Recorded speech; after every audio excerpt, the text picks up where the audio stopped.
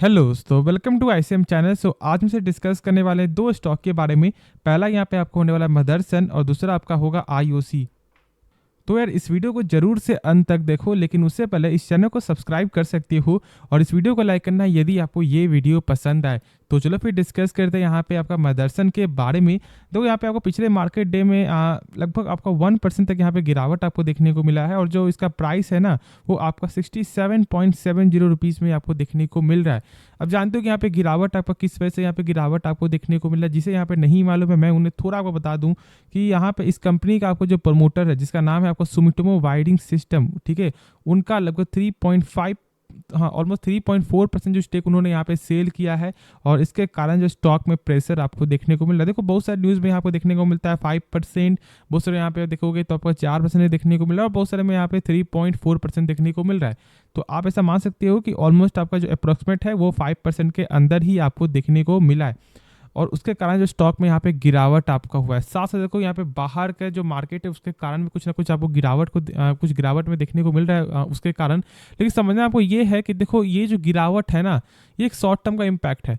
कोई भी कंपनी यहाँ पे लॉन्ग टर्म में आपको जो फंडामेंटल देखकर ही आगे बढ़ती है। ऐसा नहीं कि बस ये आपको न्यूज़ ये दी, आपको कुछ ऐसा न्यूज़ आया था कि हाँ चलो कंपनी लॉन्ग टर्म इतना ज़्यादा ग्रो करेगी तो स्टॉक लगातार ही आपको बढ़ते हुए दिखाई देगा। नहीं, न्यूज़ आपको एक शॉर्ट टर्म का ही आपको इम्पैक्ट दिखाएगा, नहीं तो गेन नहीं तो लॉस। तो लेकिन समझना आपको ये है कि क्या कंपनी ये लॉन्ग टर्म में क्या आगे बढ़ सकता है या नहीं बढ़ सकता है। तो उसके लिए आपको जानना पड़ेगा इस कंपनी का कुछ फंडामेंटल। पहले यहाँ पे देख लो आप आरओसी, यानी कि कंपनी अपने ऊपर 100 रुपया लगा रहा है ना, तो क्या यही 100 रुपया क्या बढ़ रहा है या फिर घट रहा है।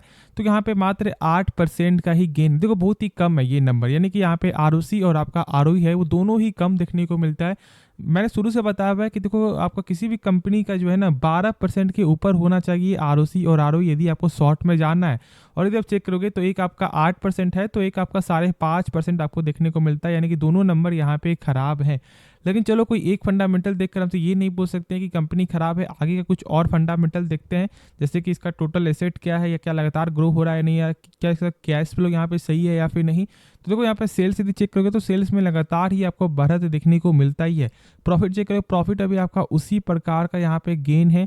अब बात जब आपको आता है कि क्या इसका कंपनी का जो टोटल एसेट क्या बढ़ रहा है, तो देखो टोटल एसेट भी आपको लगातार ही बढ़ते हुए दिखाई दे रहा है। अब कैश फ्लो का बारी आता है। अब कैश फ्लो क्या होता है, देखो कैश फ्लो का मतलब ये है ना कि जो भी कंपनी सामान बेच रही है क्या उसका पैसा जो है रिटर्न आ रहा है या फिर नहीं आ रहा है, तो ये कैश फ्लो के जरिए ही मालूम चलता है।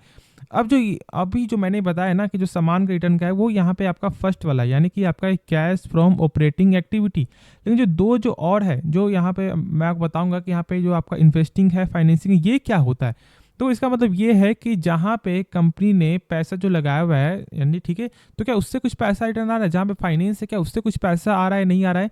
तो यदि आप चेक करोगे तो इस कंपनी का दोनों जगह से यहाँ पे निगेटिव देखने को मिलता है, यानी कि जहाँ पे इन्वेस्ट किया हुआ है कंपनी ने उससे रिटर्न यहाँ पे जो है वो निगेटिव में देखने को मिलता है। जहाँ पे फाइनेंस है उससे भी रिटर्न यहाँ पे निगेटिव में ही देखने को मिलता है। लेकिन जो सबसे मेन आपका क्या होता है जानते हो, यहाँ पे फर्स्ट वाला, क्योंकि यहाँ पे ये सामान के रिलेटेड है, यानी कि जो इसका सेल्स जो हो रहा है क्या उसका पैसा जो रिटर्न आ रहा है नहीं आ रहा है, तो ये इसी के जरिए ही मालूम चलेगा। और चेक करने क्या सिंपल क्या तरीका, इस नंबर को देखो आप 2463 करोड़ है ना, तो इस नंबर से कम होना चाहिए टोटल प्रॉफिट। तो यदि हमसे चेक कर ले तो लगभग आपको 1182 करोड़ देखने को मिलता है, यानी कि कंपनी का जो कैश फ्लो है वो यहाँ पे आपका पॉजिटिव है। तो दिक्कत वाली बात नहीं है, बस आपको यहाँ पे ये समझना है कि कंपनी का आपका फंडामेंटल सही है। बस हाँ बेसिक जो दो चीज़ है आरओसी और यहाँ पे आरओई वो दोनों ही खराब आपको देखने को मिलता है। अब यहाँ पे चेक कर लो आपका जो प्रमोटर होल्डिंग, तो लगभग 68% का प्रमोटर होल्डिंग है जो लगातार ही बढ़ते हुए आपको दिखाई दे रहा है, जो एक अच्छा संकेत है। क्योंकि आप जानते हो कि यदि आपका प्रमोटर होल्डिंग यदि कम होता है ना तो हम लोग यहाँ पे डर थोड़ा हो जाता है कि यहाँ पे लगातार क्यों कम हो रहा है। तो अब तो थोड़ा यहाँ पे 1-2% 3% कम हो गया तो कोई बड़ी बात है नहीं, लेकिन ज़्यादा नहीं, ऐसा नहीं कि 10% कम हो गया, ठीक है, ऐसा नहीं कम होना चाहिए। लेकिन यदि आप यहाँ पे चेक करोगे ना तो लगातार ही आपको गेन होते हुए दिखाई दे रहा है। लेकिन यहाँ पे आपका जो एफआई से जो स्टेक है ना वो यहाँ पे लगातार घट रहा है। देख रहे हो यहाँ पे आपका 16% से लगातार घटते हुए फिलहाल अभी आपका 8% तक आपको आ चुका है। तो इस कंपनी का यही एक आपको निगेटिव पॉइंट है क्या है कि इनका जो बिजनेस है ना वो पूरे देशों में पूरा आपको फैला हुआ है। यहाँ पे प्लस भी है तो निगेटिव है। यदि आप मान लो यदि कुछ एक देश में कुछ हो जाता है तो इस स्टॉक का हालत ख़राब हो जाएगा, और ये चीज़ आपको समझना है। तो इसलिए मैं आपको यही थोड़ा आपको बताऊंगा कि यदि आप रिस्क लेना चाहते हो तो ही यहाँ पे इस स्टॉक में बाई करो। हाँ, ऐसा आपको आप में थोड़ा पेशेंस है कि चलो कोई दिक्कत वाली बात नहीं है, तो ही यहाँ पे आप बाई करो। यदि आप में पेशेंस नहीं है, यदि आप चाह रहे हो कि नहीं उतना ज़्यादा रिस्क ना ले, तो फिर आप इस स्टॉक को थोड़ा यहाँ पे आप साइड में ले सकते हो। लेकिन कंपनी सही है क्योंकि इसका फंडामेंटल जो है कैश फ्लो, आपका एसेट सेल्स, ये सब लगातार बढ़ते हुए दिखाई दे रहा है। बस हाँ, इसका आरओसी और आपका जो आरओ है वो यहाँ पे सही देखने को नहीं मिलता है। तो आप अभी होल्ड करके चलो, क्योंकि देखो इसका जो आपका टेक्निकल लेवल है, जो मैंने शुरू से आपको बताया हुआ है कि 68 के ऊपर होना चाहिए, तो भी यहाँ पे तो ही आप बाई करो जब इसके ऊपर आपको जो सस्टेन करे। लेकिन फिलहाल यहाँ पे इस लेवल के नीचे स्टॉक आपको आ चुका है, तो वेट करके चलो, शायद एक अच्छा प्राइस आपको देखने को मिल जाए, तो उस समय आप बाई करना। तो चलो फिर नेक्स्ट स्टॉक के बारे में डिस्कस करते हैं। तो बात करेंगे हमसे यहाँ पे आईओसी के बारे में, यानी कि इंडियन ऑयल कॉर्पोरेशन के बारे में हमसे बात करेंगे। देखो इसका जो लेवल है फिलहाल आपका अभी 79 को यहाँ पे 79 को देखने को मिला। देखो यहाँ पे बहुत सारे ब्रोकर जो टारगेट आपको दिए थे, यानी कि लगभग जो आपका 80 का जो टारगेट है, देख लो यहाँ पे कि आपका जेएम फाइनेंशियल ने जो टारगेट दिया था 80 का टारगेट, ये फिलहाल जो टारगेट आपको अचीव जो है हो चुका है। तो यहाँ पे ब्रोकर का जो यहाँ पे टारगेट है वो देखने को मिल चुका है। तो क्या यहाँ पे आप बाई करना भी सही रहेगा, यहाँ पे क्या पैसा लगाना? देखो यहाँ पे एक चीज आपको बता दूं कि जो कंपनी जो है डिविडेंड जो पे करती है ना, जो भी कंपनी पे करती है डिविडेंड, उसमें पूरा पैसा मत लगाना। ऐसा मत करना, कभी भी गलती मत करना ये कि आप अपने पोर्टफोलियो का, जैसे मान लो यदि आपके पास जो है 4 लाख रुपया है, तो ये नहीं कि 2 लाख रुपया लगा लेना, नहीं, आप यहाँ पे 1 लाख भी मत लगाओ, मेरा वो यही होगा। यदि आपको इतना ज़्यादा ही चाहते हो तो आप इसका नहीं तो 10,000 रुपये लगा दो टोटल, ठीक है, 4 लाख का 10,000 लगा दो, नहीं तो 20,000 लगा दो। ज़्यादा से ज़्यादा मैं आपको बता रहा हूँ 20,000 से ज़्यादा मत लगाना, नहीं तो आप उससे भी कम यहाँ पे यूज कर सकते हो। क्योंकि देखो यहाँ पे होता क्या है कि जो आप लोग सोच रहे हो ना कि चलो 10% का आपको यहाँ पे मिलेगा, डिविडेंड मिलेगा, तो अब ये ध्यान नहीं देते हो कि ये जो 10% है, जैसे कि मान लो आपने लगाया यहाँ पे 10,000 रुपये इस कंपनी में, ठीक है, और इसका यहाँ पे मान लो आपको जो 10% मिल जाता है आपको 1,000 रुपया, लेकिन जो यहाँ पे आपका 10,000 का जो वैल्यू है ना, वो भी प्राइस घटता है, क्योंकि इसका जो यदि आप रिटर्न चेक कर लो तो देख लो यहाँ पे आपका 30% का जो निगेटिव रिटर्न आपको देखने को मिलता है।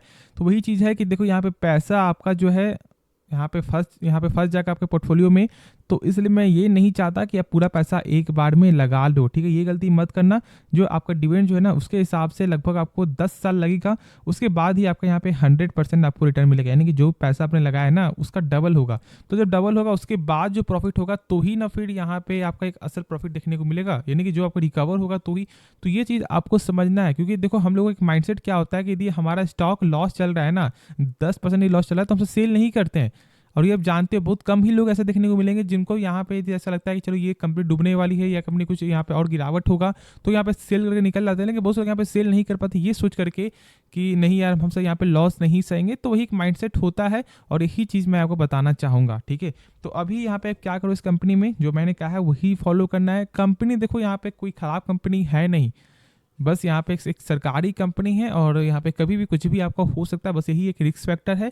और आप ज़्यादातर लोग यहाँ पे यदि जैसे आप आईओसी आपका हो गया, एचपीसीएल आपका हो गया, बीपीसीएल हो गया, लोग यहाँ पे आपको जो डिविडेंड के कारण ही बाई करते हैं। तो बस आप वही अमाउंट पैसा लगाओ जिसमें कोई ज़्यादा फर्क आपको ना पड़े। तो होप इस वीडियो में जो भी मैं शॉर्ट बताया वो आपको समझ में आ गया होगा। बाकी इस वीडियो में तो कुछ भी सीखने को मिले जरूर से इस चैनल को सब्सक्राइब कर सकते हो और इस वीडियो को लाइक करना। तो चलो फिर मिलते हैं नेक्स्ट वीडियो में, तो तब तक के लिए धन्यवाद।